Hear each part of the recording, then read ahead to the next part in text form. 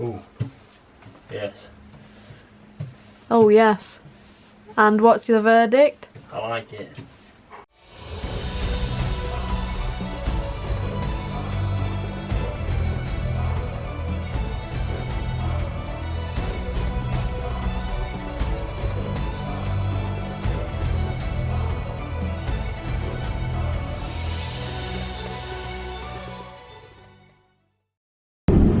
So we just left Jura at Craig House, where we're now heading up to Crinan. We're not going through the canal yet, we're just going up there because it's only a couple of miles, 20 miles away, a couple of hours. So then we're going to spend the night there and then probably go up to Ardburn because there's a bit bad weather coming.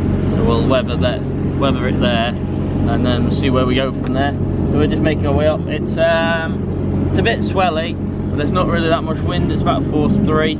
We could sail it, but it would take us quite a while. We wouldn't go very fast, and Paige has to do some work. So we're going to motor up with the sails going as well. And that's giving us about 6.5 knots, so we should make good time.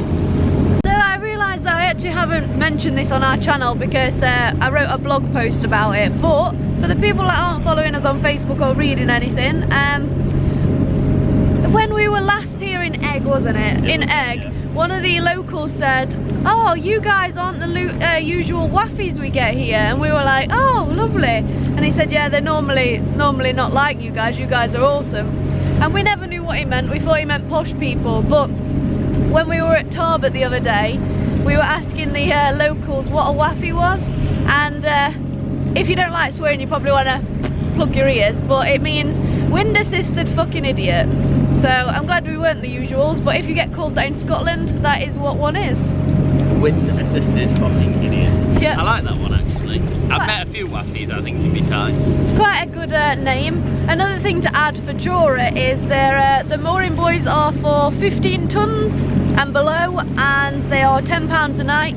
You can get a shower at the hotel, you just have to go up and ask them, and you pay for your mooring buoys either at the local shop or at the hotel. And that's about it, I think, for Jura. Well, the shower's a £5 deposit to get the key, and then it was £1 for 4 minutes. So about £2 gets you a nice shower, and then you give the key back, you get your £5 back. You can also do laundry there if needed, so that's a good place to go.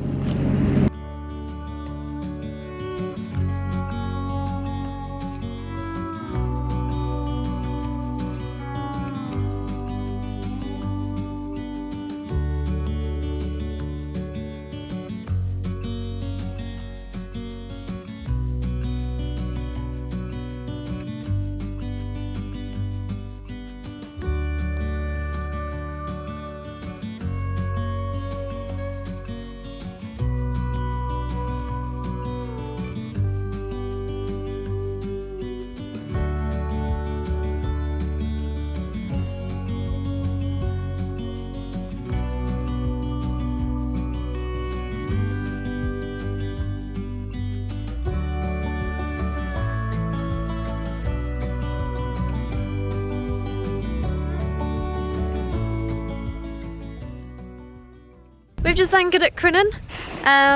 They've actually started filling up a lot of the anchorages in Scotland with mooring buoys, which kind of sucks for us. But so the anchorage that we're in at the minute, over where the mooring buoys all are, which is this side, is all mud, which is perfect for anchoring. And where we are, it's mud and rock, so hopefully we've got a bit of mud. Matthew's just putting his rig away. I'm going to show you how he does it, because he's a bit, what do you call it? Anal. I guess so. It's a bit anal about it, and he gets really arsey when his gaff isn't put away right, so I'll show you what he's doing. Oh, are you a bit blurry? I'm a bit blurry, am I? I think you might be. So, Master Gaffer, what are we doing?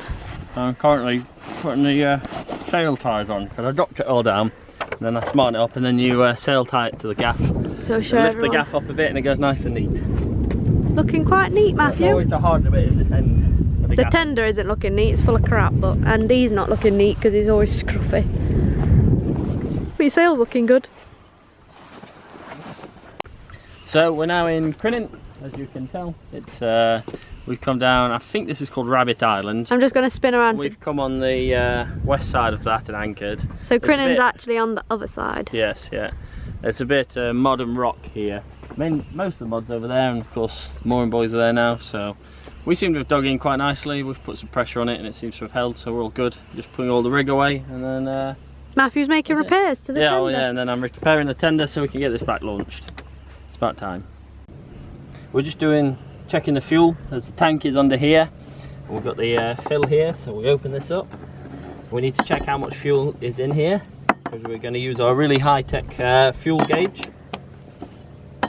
We open it up. Then we activate the really high-tech fuel gauge, as you can see, top of the range. We dip that in here, whoop, have the tissue, and we bring it up. And how much we got? We got, each one of those is about 20 litres, 20, 40, about 50 litres. But we're not sure how accurate it is. 50 litres sounds about right because we need to get some fuel. So it's that's about right. And then we clean it off, clean that down, and that's our high-tech fuel gauge complete. The next morning we upped anchor and headed to Ardfern Marina to escape the bad weather. We were also waiting on my parents who were going to join us through the Crinan Canal. We're now moored in Ardfern Marina. It's actually really nice to get showers, and we're on a pontoon and we're on the hammerhead, so that's really cool. I think it's £2.60 a metre, so it's actually pretty cheap to say, well, compared to down south where we've usually been sailing in Plymouth and things. And it's a nice marina, so we've got walking and things to be doing, and we're here for 4 days now until Sunday because there's a storm coming in and it's about 34-35 knots wind, so we're going to stay here till Sunday. My parents are going to be joining us and we're going to be going back through the Crinan, so that'll be an interesting sail with no winches through the Crinan Canal, trying to take in the slack, but fingers crossed it all goes well and we'll keep you guys updated. So Matthew, what are you cooking? I'm making some apple chutney. We'll see how it comes out.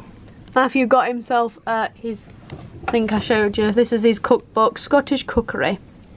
For 50p when they do the swap and sail thing in the marinas. So is it a hard thing to make? How do you make it? No, it shouldn't be too hard to make. It's mix it all together and then boil it. And it at a low heat for about an hour. Let's see what it turns into. We'll find out. Matt's gone to his mum's to see if they can stop doing that to get a better pan. And as you can see, Matthew is a very messy cook. Oh, he's just come back with a bigger pan. What was this? I'm just showing everyone what a messy cook you are. Messy? I'm not a messy cook. I like to put away your pans, and Lance, you shouldn't get down from there. Yeah, what's the job now? Put it all into a big pan and bring it to a boil for 40 to 50 minutes. So that's me. Do you have to mush it all? No, well, no, the boiling does that. Well, step one, apples in pan with ginger. Yeah, ginger and everything else. I've got some seasoning to add. Matthew's finished his chutney. Do you want to show everyone your jar of chutney? My jar of apple chutney. Looks like you're on out of poo bags, but it tastes really good. And then tonight is on to his meat and tatties. Yeah, we're having mince and tatties. Mince and tatties. We haven't really done much today. It's been in the boat because it's been very rainy. For the storm. I will show you outside. I don't know how bad it is now. Yeah, not too bad now.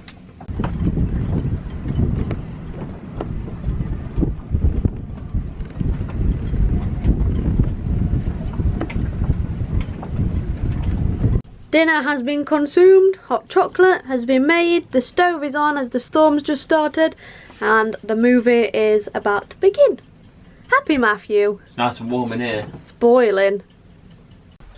So, with the rain going on and I'm a bit bored, I managed to find some spirit wood dye, which is Georgian mahogany. So it should darken this plywood. It needs sanding and cleaning up, then I'll dye it. And then I'm just going to use gold spar satin, international stuff, to varnish it with. I'm sure there's better stuff out there, 2-part, etc. But as we intend to replace all this at some point, I thought I'd just do the easy one with this fast drying gold spar stuff. See how that comes out. So that's I'm going to do a bit of that today. Start making the boat look a bit more varnished. Ooh, yes. Oh yes. And what's your verdict? I like it. It's going to be very dark, like a true old boat. How long does this take to dry? Not long. So Matthew has stained the top of these. I'll just zoom in a little bit because I'm sat across. And he's about to use the international stuff, which looks a lot like honey. So we'll show you the progress of that. Everybody loves honey. Well, that's his first coat of varnish on. He's just watching it dry. Actually, it doesn't look bad. Not too bad. It's got a few coats. Say it's just on plywood. Yeah. Making Lancer sneeze. But you've only done one coat, so you've got another few to do. Yeah, a few coats. But it takes a long time for varnish to dry, so it'll be a while yet. And here's Matthew's masterpiece. He's done 2 coats at the minute. Yeah. But actually, it doesn't look bad. To say it's just plywood, actually looks really good. Although we've got to do the trim where Matthew's arm is, which is why that's not There'll be some trim there. But yeah, it all looks really good now. What are you trying to do? So my mum and dad have just arrived. Well, they arrived yesterday, and we're going over to Crinan today. So we're just fueling up at Ardfern, and then we're setting off an hour down to Crinan, and then we're going to be in the basin for tonight. So my dad's going to be the cameraman for the next few days, I think, as I'm running up and down locks and throwing lines. So if it's crappy quality, it's him. So mum and dad have arrived and will be coming through the canal with us. Yep, that's actually the same hat and the same way you were wearing it on New Year's Eve. So we're going to be going Crinan. Dad's the cameraman, so yeah. Hi.